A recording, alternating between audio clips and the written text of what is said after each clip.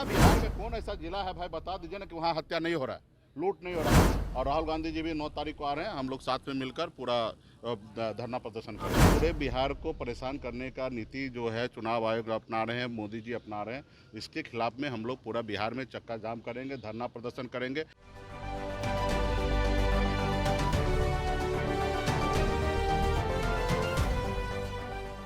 नमस्कार, मैं प्रिया राज, आप देख रहे हैं स्वराज पोस्ट। आपको बता दी कि अभी हम बात करने जा रहे हैं वीआईपी सुप्रीमो मुकेश सैनी, जो लगातार आज पीसी में तमाम मुद्दों को उठाए, साथ ही साथ बढ़ते क्राइम को भी लेकर उन्होंने सरकार पर सीधा निशाना किया। तो देखिए क्या कुछ कहते हैं मुकेश सैनी। कार्यकर्ता है, नेतागण है, अपने अपने जिला में चक्का जाम करेंगे। खास करके जो बिहार के जनता के साथ जो नाइंसाफ़ी हो रहा है, चुनाव के समय में हमसे पूछा जा रहा है कि आप इस राज्य के नागरिक हो कि ना हो।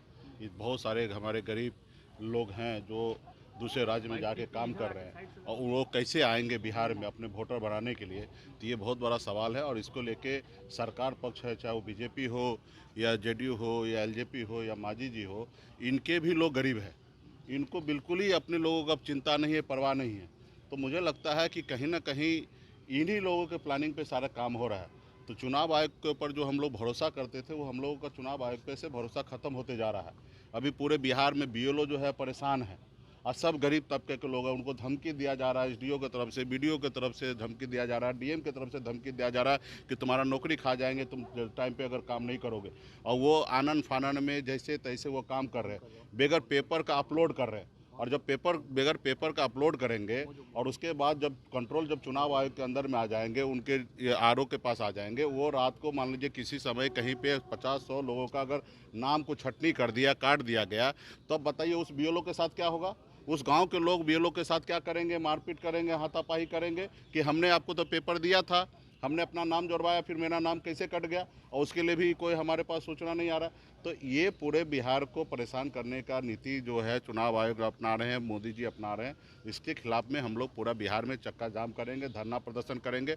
अगर यहाँ पे नहीं होगा तो इसके निरंतर आगे भी चलेगा। 18 तारीख को भी हम लोग फिर बिहार में चक्का जाम करेंगे। अगर प्रॉब्लम सॉल्व नहीं हुआ, अभी कोर्ट में भी मामला गया है, हमें पूरा विश्वास है कोर्ट की तरफ से हम लोग बिहार के जनता को न्याय मिलेगा। और उसके बाद नहीं होता तो निरंतर ये चलते रहेगा। हर हाल में सरकार को, चुनाव आयोग को ये जो तालिबानी फैसला है उसको वापस लेना पड़ेगा। ये चुनाव की बात कीजिए या चुनाव का डेट बढ़ा दीजिए, चलिए 6 महीने के लिए चुनाव का डेट बढ़ा दीजिए, आप राष्ट्रपति शासन लागू कर दीजिए। हम लोगों को ये नहीं, 6 महीने का टाइम दीजिए, लोगों को आने दीजिए बिहार में। सब अपना छठ दीपावली में लोग आएंगे और फिर अपना नाम को जोड़ेंगे। आप बताइए 10 तारीख के बाद सावन चालू होगा बिहार में। खास करके बिहार के हमारे जितने भी हिंदू भाई हैं सभी कांवर लेके जाते हैं भोले बाबा के पास जल चढ़ाने के लिए।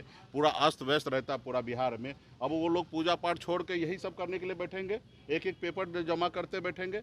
तो ये इसके खिलाफ में हम लोग चक्का जाम करेंगे 9 तारीख। लगातार क्यों ये प्रेशर डाल रहे हैं कि मैं 243 लड़ूंगा, मुझको बिहार मुझे बुला रही है। पहले तो उनको 243 लड़ना तो दूर की बात है, पहले वो बिहार के जनता के साथ खड़ा हो जाए।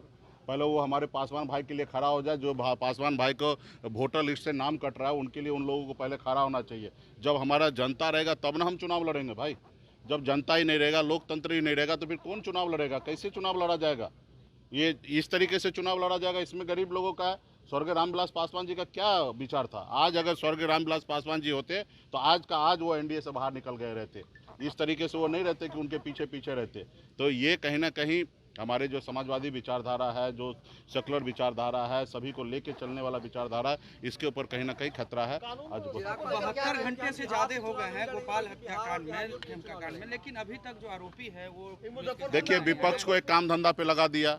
आज अगर इस तरीके से अगर नहीं होता तो इसके लिए हम लोग बिहार में जो लॉ एंड ऑर्डर बिक रहा है इसके लिए धरना प्रदर्शन करते। इतने बड़े उद्योगपति, बड़े बड़े व्यवसायी को हत्या हो रहा, अलग अलग गाँव में अलग अलग जगह पे घटना हो रहा था, आज इसके लेके जनता के बीच में रहते। लेकिन चुनाव आयोग जो है हम लोगों का दूसरा ही काम धंधा में लगा दिया। अभी हम जनता का किस किस का परेशानी झेले, और सरकार घर में बैठा है, हंसी मजाक कर रहा है बिहार के जनता के साथ, ना लॉ एंड ऑर्डर को देख रहा है, वो भी अपने चुनाव के तैयारी में लगा हुआ है। तो बिहार का क्या होगा। तो इसी आने वाले समय में जनता को जरूरी करना है। मुजफ्फरपुर में एक इंजीनियर की भी हत्या हो गई। पूरा बिहार में कौन ऐसा जिला है भाई बता दीजिए ना कि वहाँ हत्या नहीं हो रहा है, लूट नहीं हो रहा। कोई ऐसा जिला बता दीजिए, कोई ऐसा अनुमंडल बता दीजिए जहाँ पे इस तरीके से घटना नहीं होता। सब जगह ये हो रहा है। और राहुल गांधी जी भी 9 तारीख को आ रहे हैं। हम लोग साथ में मिलकर पूरा धरना प्रदर्शन करेंगे। आपने कहा कि चिराग रामविलास पासवान अगर होते तो इस्तीफा दे, तो क्या आपने चिराग पासवान को सलाह दे रहे हैं?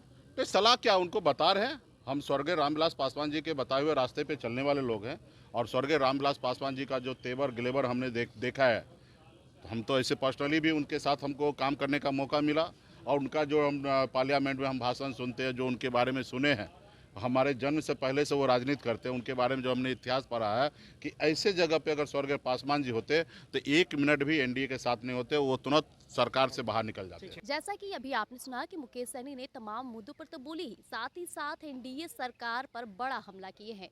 वहीं चिराग पासवान 243 सीटों की बात करते थे, उस पे भी मुकेश सहनी ने साफ तौर पे जवाब दे दिया है। तो ऐसे पल पल अपडेट के लिए हमारे साथ जुड़े रहिएगा स्वराज पोस्ट पर। धन्यवाद।